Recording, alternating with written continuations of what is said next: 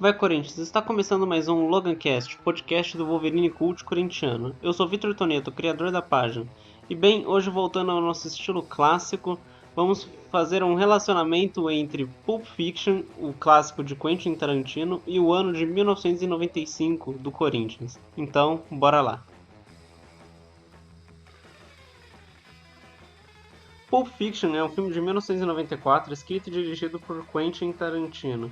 O filme foi um clássico assim que lançou, um clássico instantâneo do cinema, muito pela sua forma de direção altamente estilizada, que ficou bem marcada como o estilo Tarantino de fazer filmes, mostrando violência, os grandes diálogos e a maneira como ele retratava relações entre criminosos, além de outras pessoas em geral que acabavam se envolvendo em situações que não queriam, como por exemplo do boxeador Butch, feito pelo Bruce Willis, que é um dos melhores personagens do filme, na minha opinião.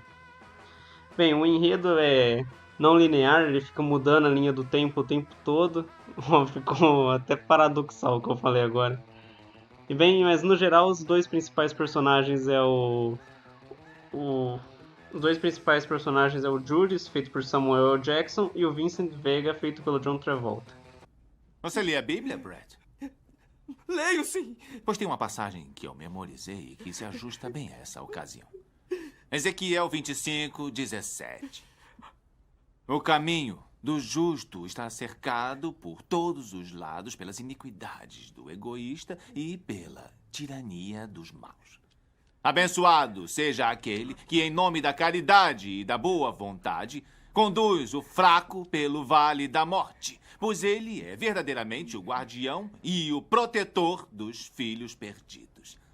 E eu tornarei deles grandes vinganças com furiosas repreensões sobre aqueles que tentam envenenar e destruir meus irmãos, e saberão que eu sou o Senhor quando tiver exercido a minha vingança contra eles.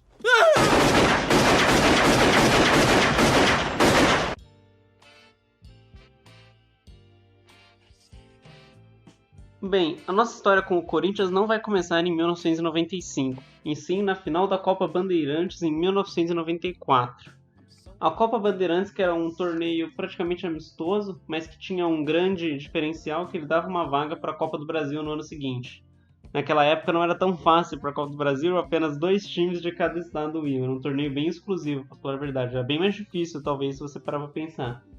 E bem, o Corinthians chegou ao título da Copa Bandeirantes depois de vencer o Santos por 6-3 no Morumbi, no dia 9 de outubro de 1994. Vai fazer aniversário daqui a pouco, com a data que eu tô lançando esse podcast, né? Bem, o Corinthians venceu por 6-3. Vou falar a escalação do Corinthians aqui. Ronaldo, Wilson Mano, Gralac, Henrique, Elias, Zé Elias, entrou o Tupanzinho no lugar dele. Ezequiel, Marcelinho, Souza, entrou Casagrande no lugar dele. Viola e Marques. Casagrande, que estava se despedindo do futebol nessa época, né? Já estava em final de carreira, e conquistou esse como seu último título. Bem, o Corinthians venceu por 6-3, gols de Wilson Mano. Aí o Cereza do Santos empata, o Tupanzinho faz o 2-1, Macedo do Santos empata, o Marcelinho faz o 3-2, Neizinho empata. Aí o Corinthians dispara com Viola, Marques, e Viola de novo faz o 6º gol já no finalzinho do jogo. Como eu disse, foi um título bem importante para dar a vaga do Corinthians para a Copa do Brasil. E bem, no ano seguinte, essa Copa do Brasil inédita veio. O Corinthians fez uma campanha irretocável. O ano de 1995 foi praticamente perfeito para o Corinthians, já começou com a Gaviões ganhando o Carnaval, né? Vou até deixar aqui o samba enredo perfeito de 1995 da Gaviões.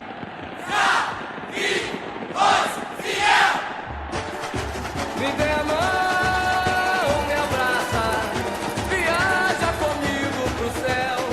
Ô gavião, levanta a taça, com muito orgulho pra delírio da fiel.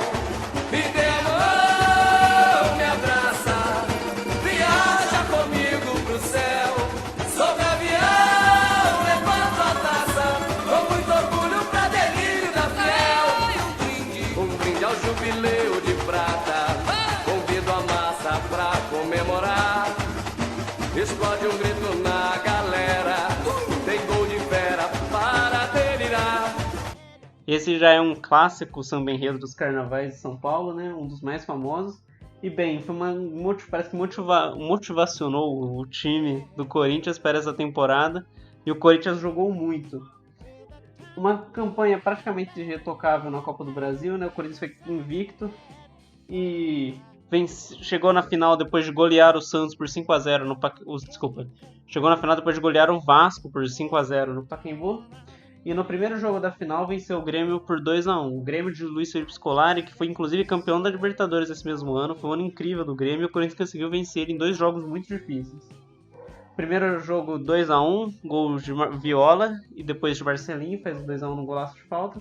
E na volta 1-0 pro Corinthians, gol do Marcelinho. Lá no Olímpico, um jogo muito brigado, saiu uma porradaria louca no final, o Ronaldo pegando tudo. O Ronaldo pode não parecer, mas ele foi o grande craque dessa Copa do Brasil, pelo tanto que ele pegou nesse último jogo. E vem, vou falar aqui a escalação do Corinthians desse 1-0 decisivo na Copa do Brasil, dia 21/6/1995.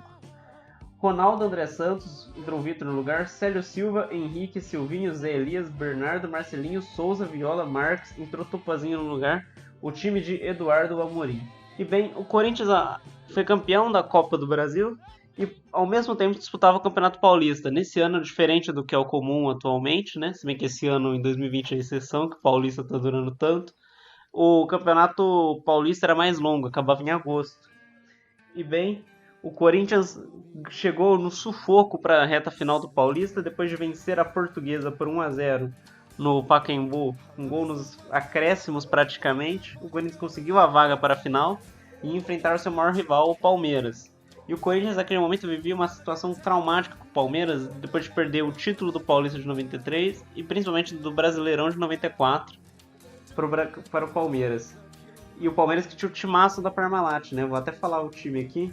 Veloso, Índio, Antônio Carlos, Kleber, Roberto Carlos, esse mesmo, Amaral, Mancuso, Edilson, o Capetinha, aqui ele tava discordando usando verde, Rivaldo, sim, o Rivaldo do Penta, Alex Alves, o Miller, que fez sucesso no São Paulo, tomava uma passagem doida aqui, e o técnico era o Carlos Alberto Silva. E bem, o Corinthians não era o favorito, mas vinha com um time embalado muito pelo título da Copa do Brasil, veio escalado com Ronaldo, André Santos, Célio Silva, Henrique, Silvinho, Bernardo, Zé Elias, Marcelinho, Souza, Viola, Marques e Elivelton, que entrou no lugar, né? E Souza saiu Souza, entrou Tupazinho, o time continuando de Eduardo Amorim. O Corinthians empatou o primeiro jogo em 1-1, lá no Santa Cruz, estádio de Ribeirão Preto, estádio do Botafogo de Ribeirão, time que revelou Sócrates, né? Eu gosto sempre de citar isso. Porque o Morumbi estava em reforma e o Pacaembu estava com uma capacidade de não podendo usar o tobogã, né? Então, como a capacidade estava muito baixa, eu preferi mandar o jogo para Santa Cruz, porque lá cabia mais de 46 mil de pessoas.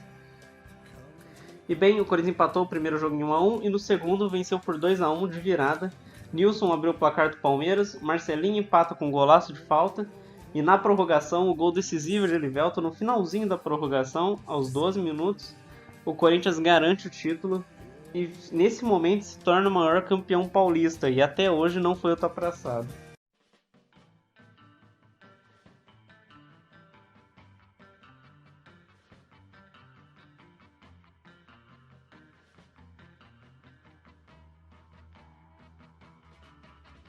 Bem, como eu falei, como que seriam as relações desse Corinthians multicampeão com o sucesso de Quentin Tarantino? Para começar, foi um time do Corinthians que foi se montando aos poucos.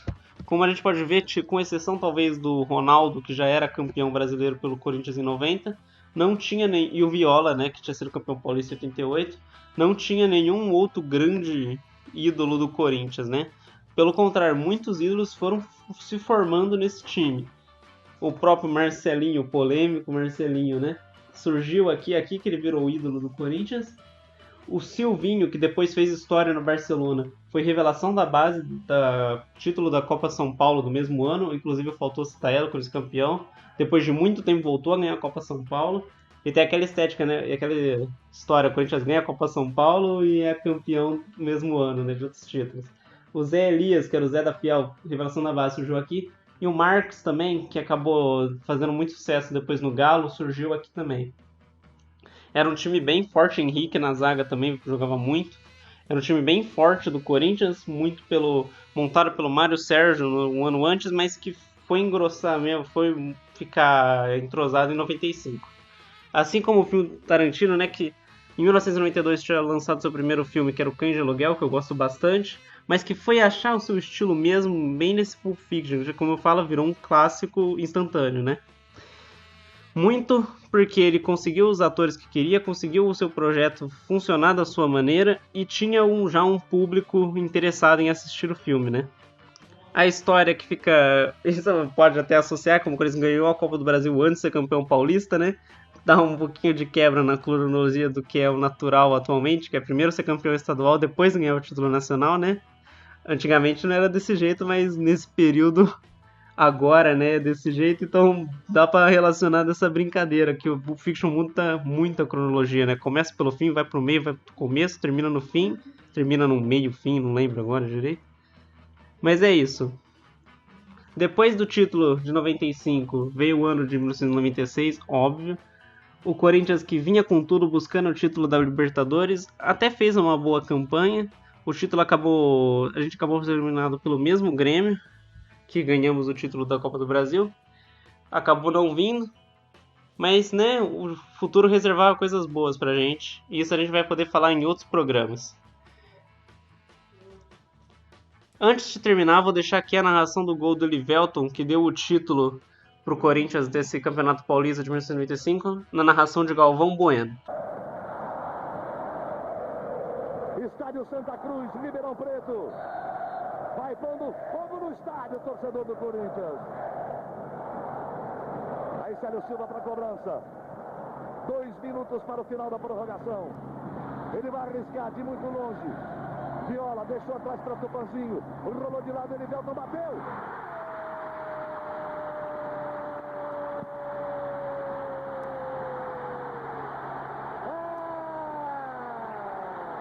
É gol de campeão! É do Corinthians!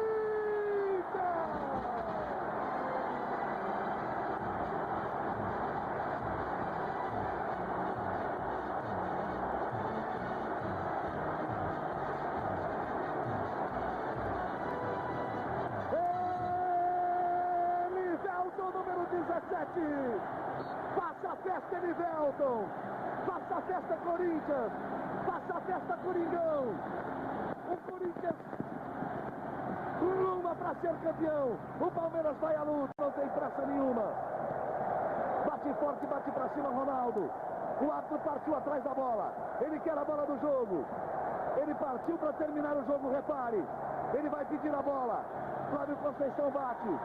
Ele continua correndo atrás da bola, ergueu, acabou.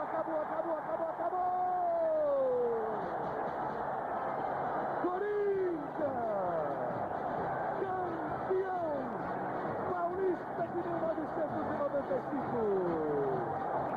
Depois de 2 grandes jogos, 90 minutos. A festa é sua, torcedor do Corinthians.